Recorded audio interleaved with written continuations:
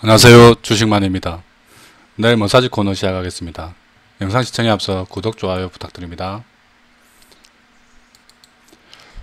금일 시황입니다. 코스피가 0.74% 내렸네요. 코스닥이 0.32% 내렸습니다.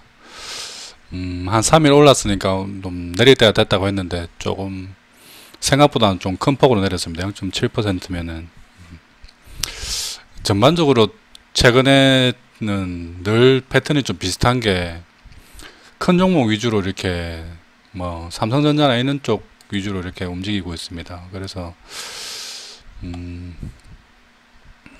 다른 작은 종목들의 등락은 뭐 크게 나오진 않습니다. 좀 폭락은 안 나오는데 전반적으로 이렇게 흘러내리는 그런 느낌입니다. 그리고 코스닥은 보면은 개별주들이 좀 잘 나가고요. 오늘 에너지주들이 좀 많이 올랐습니다. 그리고 HLB는 또 올라갔네요.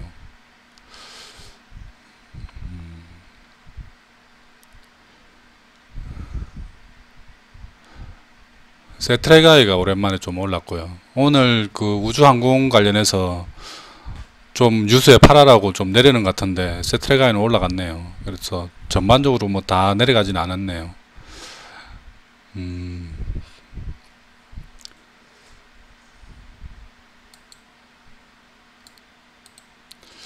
내일은 이제 연휴 마지막이죠. 연휴 전에 마지막 거래일이죠. 금요일이라서 이게 연휴가 좀 길다 보니까 그 중에 이제 FOMC도 뭐 예정되어 있고 그래서 아마 조금 조심하는 그런 날이 될 것 같습니다. 대신에 보통 지금까지 제 경험에 의하면은 마지막 연휴 전 마지막 금요일 한 오후 2시 그때부터는 이제 외국인들하고 기관들이 낙폭을 좀 축소시키는 그런 경향이 좀 있었습니다.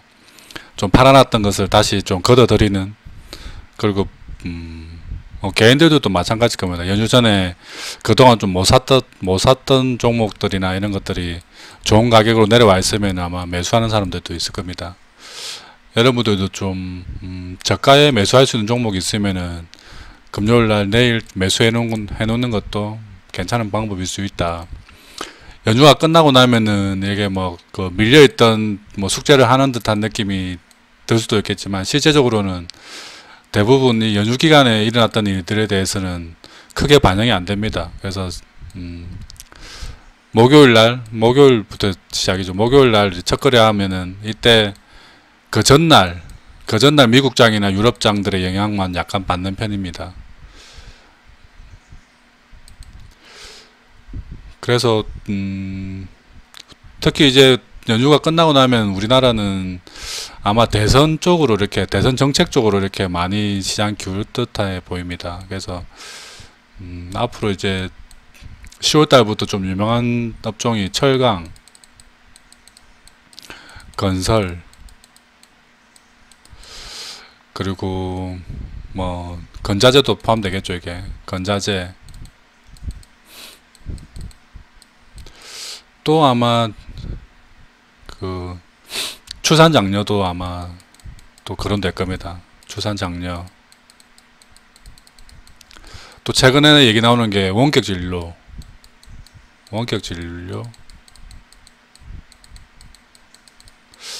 위드 코로나로 넘어가면서 이렇게 자택 치료를 뭐 가능하게끔 하겠다 해서 원격진료도 아마 테마로 엮일 것 같고요. 그리고 또 있는 게 원전, 소형원전 뭐 관련주들 또 아마 추석 끝나고 나면은 이런 류의 테마들이 움직일 것 같습니다. 전반적으로 이게 아마 대선 정책하고 다 맞물리죠.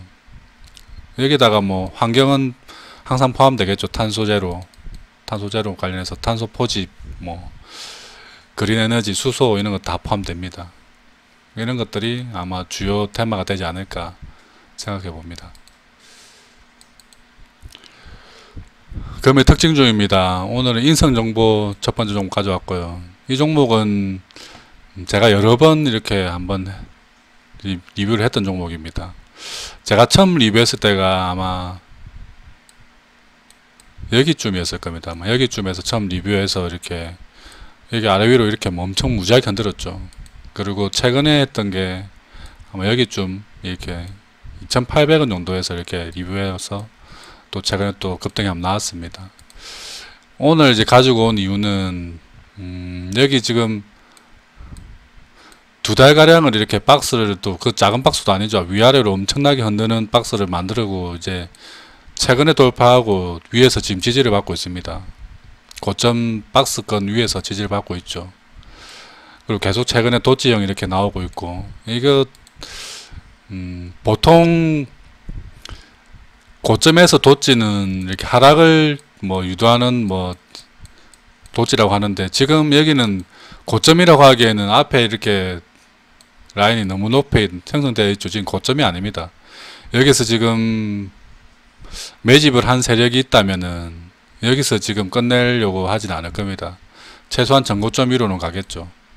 그래서 이런 종목들은 비중을 좀 크게 실으면은 조금 위험할 수도 있고요. 하지만 좀 비중을 좀 적게 해서 단기간에 이렇게 올라갈 수 있는 이득을 취할 수 있는 종목이다. 대신에 이런 종목을 접근할 때는 아래 손절 라인을 좀 타이트하게 잡고 와야 됩니다. 만약에 매수를 하신다면은 지금 현재 가격 3,590원 정도에서는 매수 가능하고요. 아래로 손절 잡을 때는 타이트하게 3,450원 정도 좀 잡고 가면 될 것 같습니다. 그게 여기 지금 여기 박스권 딱 돌파했던 지점이죠. 거기를 잡으면 될 것 같습니다. 그래서 부담없이 뭐 볼 수 있는 종목이 아닐까. 제 생각에는 이게 이렇게 위아래로 많이 흔들었던 종목이 여기서 끝내려고 하진 않을 거고, 최소한 4,700원까지는 한번 보고 죽다가 죽을 것 같습니다. 원래는 여기서 가지고 나왔을 때는 여기 박스를 돌파하고 주기도 죽이겠다고 했는데, 지금 박스 위에서 지금 노는 형태를 봤을 때는 여기서 한 번 더 치고 올라갔다가 내려와도 내려올 겁니다. 아마. 일단 여기서 4,500원까지만 가도 수익이 꽤나 나오죠. 그래서 노려볼 만한 위치다. 두 번째 특이 종목은 하이비전 시스템입니다. 이 종목은 3D 프린터 관련주이기도 하고요. 그리고 자율주행 관련주이기도 합니다. 그리고 요즘에 AR, VR 관련주이기도 합니다. 여러가지가 좀 많이 엮여있죠, 테마로. 그리고 최근에 작년 저점부터 해서 계속 우상향하고 있는 종목입니다. 그리고 한번 여기 장기 평선을 돌파한 이후에는 1년선하고 이렇게 6개월선 근처에서는 항상 지지를 받아왔다.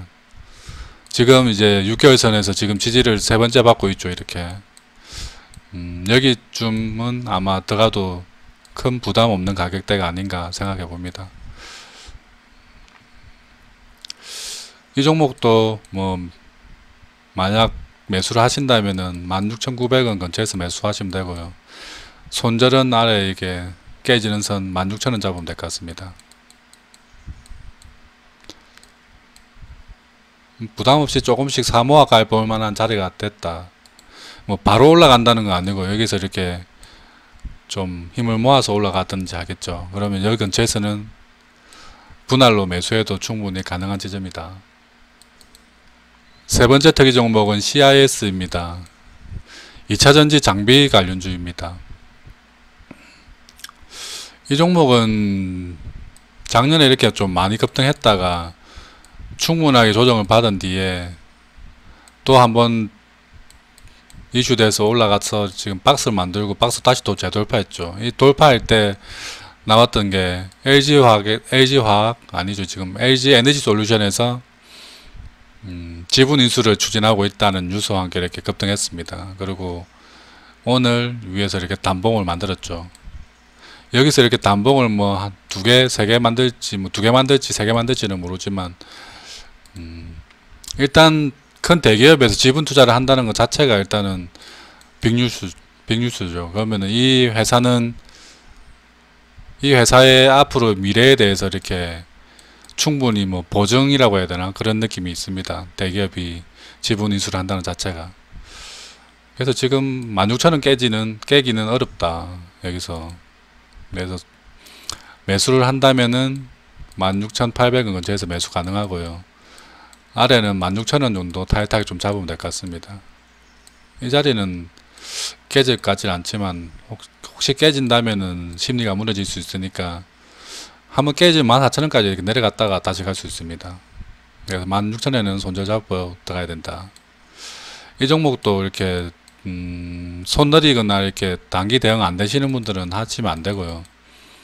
단타를 좀 어느 정도 하신다는 분만 하시면 될 것 같습니다. 내일 머사지 코너 리뷰하겠습니다. LG전자 이거 계속 야금야금 내려가는데 이거 뭐 그래도 이거 아직까지는 무난하죠. 이렇게 지지선도 지키고 있고 윗꼬리도 잘 달아주고 있고요. LG전자는 이렇게 야금야금 움직이다가도 이렇게 한 번씩 좀 크게 올라갈 경우가 있습니다. 지금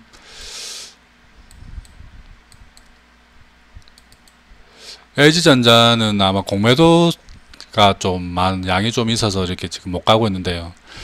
제 생각에는 이 지금 수렴하는 이 박스 위로 이렇게 돌파하는 순간 공매도 쳤던 세력들이 아마 리커버 해야 될 겁니다. 그러면은 그 탄력으로 아마 더 올라갈 수 있지 않을까.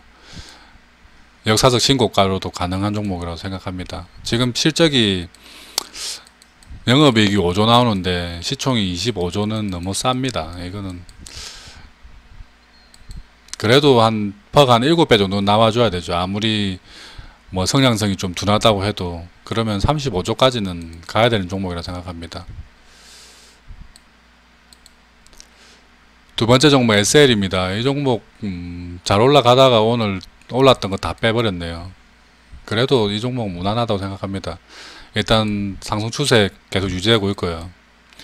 아래 지지선 이게 오늘 위태위태 하긴 했는데 손절 라인도 뭐 지켜주고 있고요. 조금 더 기다려보면 될 것 같습니다. 자동차주도 부품주들이 최근에 크게 좀 소외받는 느낌인데 이게 현대차나 이렇게 기아차들이 조정을 꽤나 오래 받았기 때문에 그 주식들도 이제 좀 치고 올라갈 타이밍이 되어가고 있습니다. 그러면은 부품주들도 같이 따라 올라갈 겁니다. 아마 조금만 더 기다리면 된다. 다음 종목 서진시스템입니다. 이 종목도 오늘 손절가 근처까지 내려왔었네요. 위태위태한데 일단 뭐 아직까지는 괜찮은 것 같습니다. 이 서진시스템이 이게 5G에 괜히 엮여 있어서 지금 두각을 못 내고 있는데 실적이 꽤나 지금 잘 나오고 있거든요. 그리고 2차전지 소재 쪽으로도 넘어갔고 여러가지 일을 반도체 소재도 하고 있죠. 여러가지를 하고 있는데 지금 그 5G 그 안 좋은 종목들에 같이 엮여가지고 같이 이렇게 묻혀가고 있는 것 같습니다. 나중에 이거 알아주는 이제 시절이 올 겁니다. 조금만 기다리면 될 것 같습니다. 다음 종목 가온미디어입니다. 이 종목도 최근에 올랐던 거 다 빼버렸네요. 좀 아쉽긴 하지만 그래도 뭐 이슈가 끝난 것도 아니고 이 종목의 가치가 어디 간 것도 아닙니다. 그대로죠. 뭐 기다리면 다시 또 올라갈 겁니다. 아마 아직까지 뭐 충분히 여유 아래 데드라인까지 여유도 많이 있고요. 괜찮습니다. 아직까지. 마지막 종목 캔코 에어로스페이스입니다. 이 종목이 좀 아쉽죠. 오늘 우주여행 출발해서 순조롭게 뭐 잘 궤도도 도착하고 잘 했는데 뉴스에 팔라고 이렇게 뭐 또 떨어진 것 같은데요. 최근에 이렇게 뭐 시장이 안 좋아서 그런지 어떤 이슈가 있으면은 예전에는 이슈가 있으면 이슈 바람을 타고 이렇게 급등이 나오는 자리에서 보통 최근에는 그냥 이슈 자리에서 다시 뉴스 셀이 많이 나오는 편입니다. 그래도 뭐 이 종목 아직까지 뭐 본전 정도는 되죠. 대신에 이게 이번에 못 올라갔으면 또 다음 달에 또 나로 발사 또 대기하고 있죠. 그래서 항공우주 이쪽은 아직까지 계속 이슈가 남아있다. 그리고 지금 가격대가 이렇게 밴드 하단이라서 이게 하단 있는 데서는 뭐 굳이 손절해야 될 이유가 없는 자리입니다. 자리 자체가. 계속 지켜보면 될 것 같습니다. 그리고 오늘 세트랙아이는 또 많이 급등했더라고요. 종목마다 좀 약간 차별화되고 있는 느낌입니다.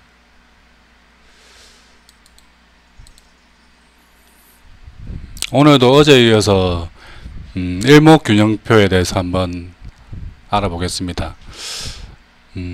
오늘은 기준선하고 전환선 눌림목 매매에 대해서 한번 알아볼게요. 이게 지금 까만 선이 이렇게 기준선입니다. 보통 기준선에서 이렇게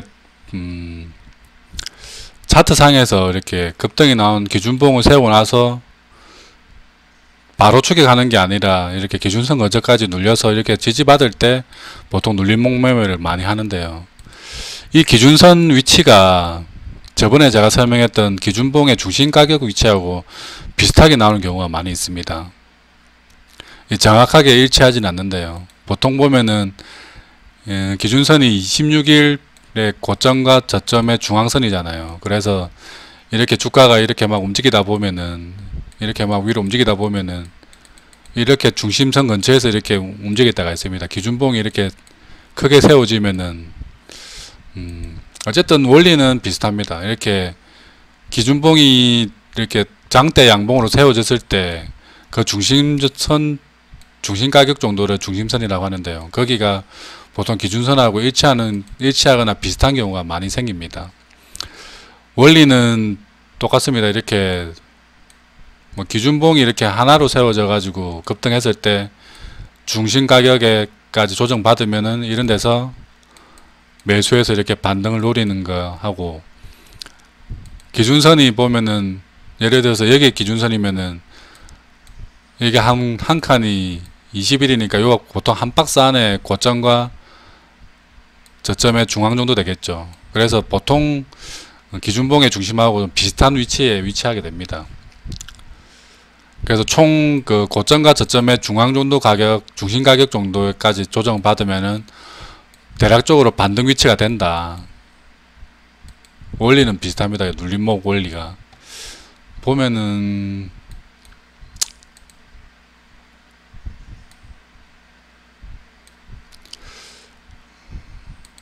이런 데도 보면 이렇게 급등으로 이렇게 장대 양봉을 세워 놓고, 이거는 전환선하고 이게 기준선 근처에서 이렇게 지지를 받고 반등을 하죠. 이런 식으로 보통 기준선이나 전환선 근처에서 지지받을 때 반등이 잘 나온다.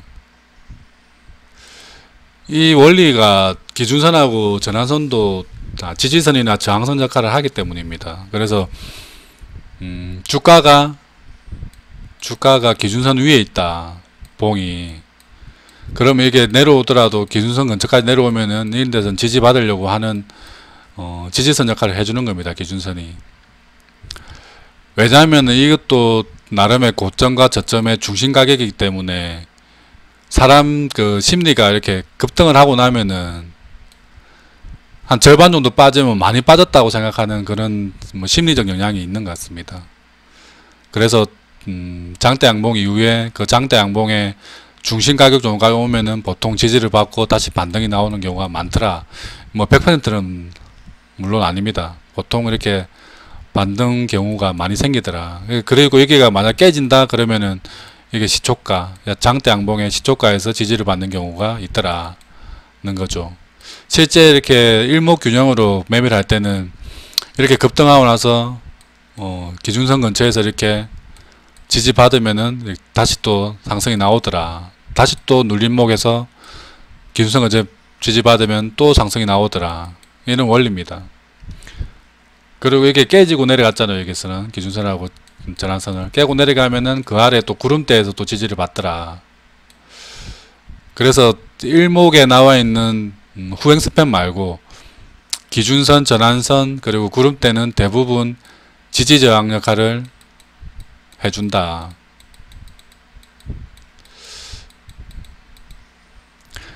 그 통과할 때는 이게 위로 올라갈 때는 저항선 역할을 해서 뚫기가 좀 힘들고, 그래서 이렇게 거래량이 좀 많이 동반돼야 뚫고 올라가는 겁니다. 그리고 다시 뚫고 올라갔으면은 그 자리 구름대는 다시 지지선 역할을 해준다. 잘 안 내려가죠. 한번 올라갔으면은 잠깐 뭐 뚫렸다가 다시 또 반등하는 것처럼요. 이런 데서도 계속 지지를 받고 있죠. 이렇게 구름대에서. 일단 그런 역할을 해준다. 그리고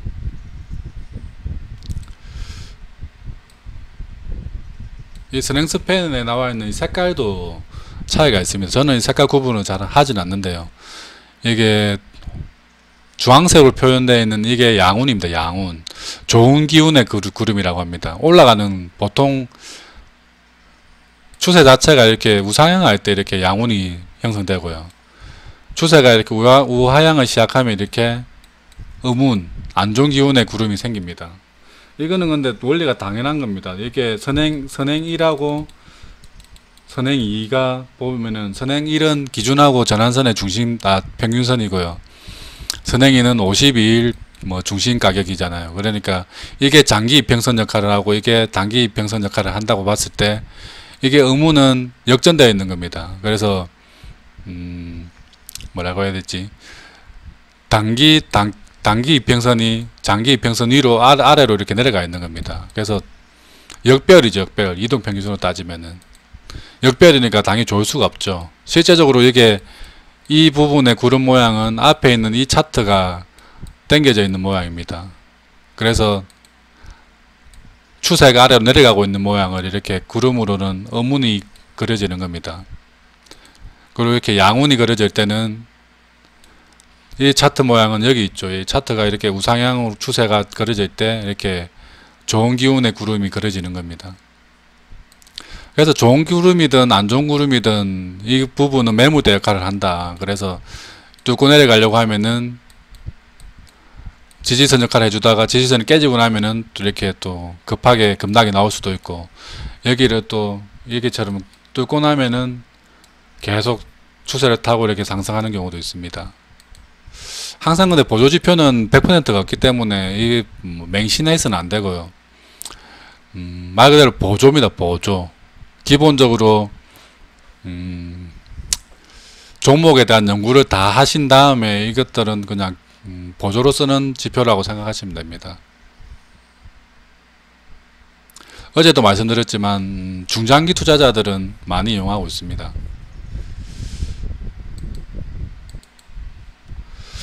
그래서 기준선의 눌림목 매매는 그 분봉 차트에서도 이렇게 이용을 많이 합니다. 분봉 차트에서 이평선을 가지고 이렇게 단기 급등한 종목이 이평선을 깨면은 이렇게 자른다는 그런 것도 있지만, 분봉 차트에서 이렇게 기준선을 깨고 내려가면은 추세가 아래로 꺾이기 때문에 기준선 근처가 깨지면은 자른다. 그런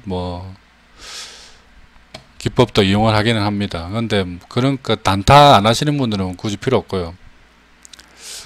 어제 오늘 설명했던 그 정도만 해도 그냥 일목균형은 웬만큼 다 그냥 활용하시는 거다. 그래서 구름대를 이용하시는 분은 구름대, 골든크로스, 데드크로스 이거 보시면 되고요.